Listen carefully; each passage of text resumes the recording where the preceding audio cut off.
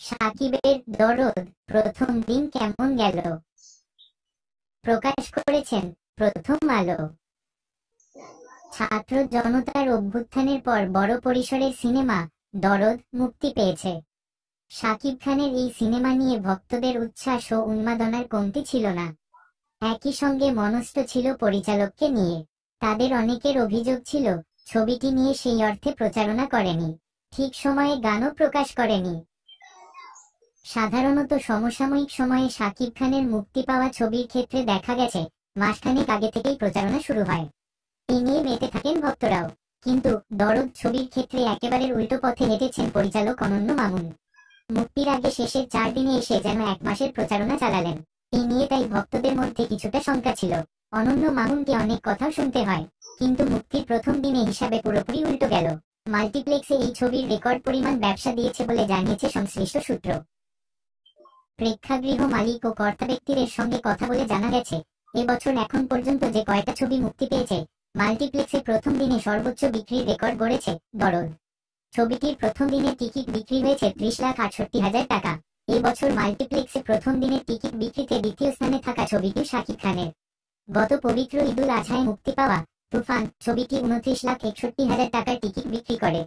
এই বছর মুক্তি পাওয়া শাকিবের রাজকুমার ছবিটি প্রথম দিনের টিকিট বিক্রি হয়েছিল 12 লাখ টাকার বেশি।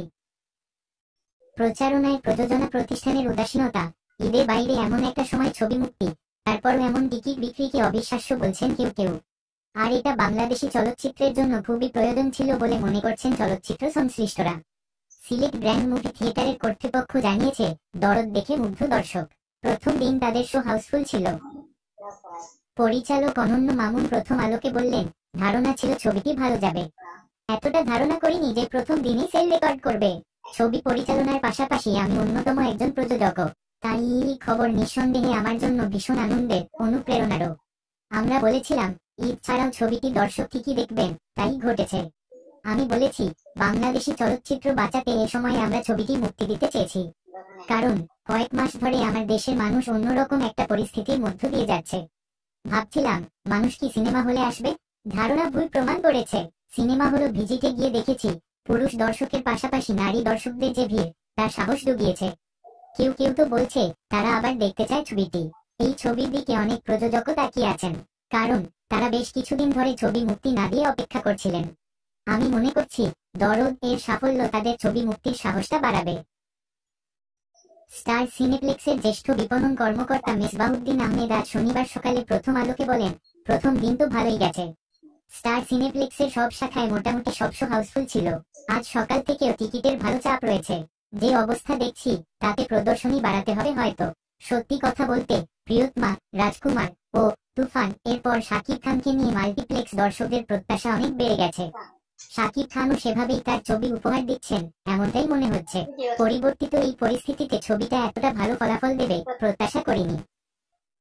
জানা গেছে স্টার সিনেপ্লেক্সের সব শাখায় 26, লায়ন সিনেমাসে 8, চট্টগ্রামের সিলভার স্ক্রিনে 4, সিলেটের গ্র্যান্ড মুভি থিয়েটারে 3 এবং বগুড়ার মমইনে 3টি করে প্রদর্শনী চলছে দরদ ছবির।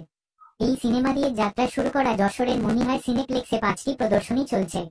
দরদ ছবিতে শাকিব খানের বিপরীতে অভিনয় করেছেন বলিউডের সোনাল চৌহান। সিনেমার গল্পে দেখা যায় বারাণসীতে একাধিক প্রভাবশালী ব্যক্তি খুন হতে থাকে। এই ঘটনা সবাইকে হতবাক করে।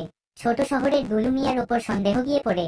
সিনেমায় দুলু মিয়া চরিত্রে হাজির হচ্ছেন তারকা অভিনেতা শাকিব খান, ফাতিমা চরিত্রে সোনাল চৌহান।